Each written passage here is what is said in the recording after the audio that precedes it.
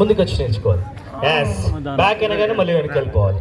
Okay right, back 1 back 1 back.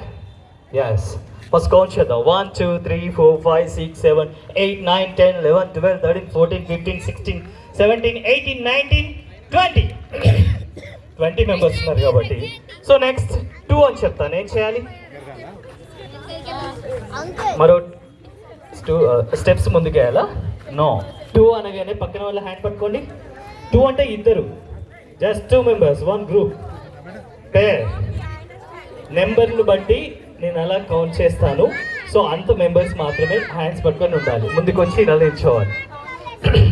Yes, understand? అర్థమైంది కదా? ముందుకు వచ్చారు. 2 అంటే ఇద్దరు, 3 అంటే ముగ్గురు, 4 అంటే నలుగురు.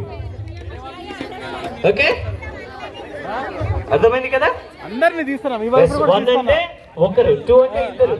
ఫర్ ఎగ్జాంపుల్ 3 అన్నప్పుడు 4 మెంబర్స్ ఉన్నారనుకోండి, ఆ టీమ్ లో నుండి ఎవరైనా 1 పర్సన్ ఎలిమినేట్. అర్థమైంది కదా? Ya, ready. So ready, hands వదిలిపెట్టండి. Right, ready. 1 back 1 back 1 back 2. లాగేసుకోవాలి, నాకు సంబంధం లా. 1 2 3 4 5. ఏంటండి ఇక్కడ ఇద్దరు? ఎవరు ఎటు వెళ్తున్నారు?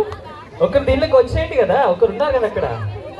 అయ్యో అయ్యో, అలా చూసేసుకోవాలి, లేకపోతే అక్కడే ఉన్నారనుకోండి, అక్కడే అవుట్ అయిపోతారు.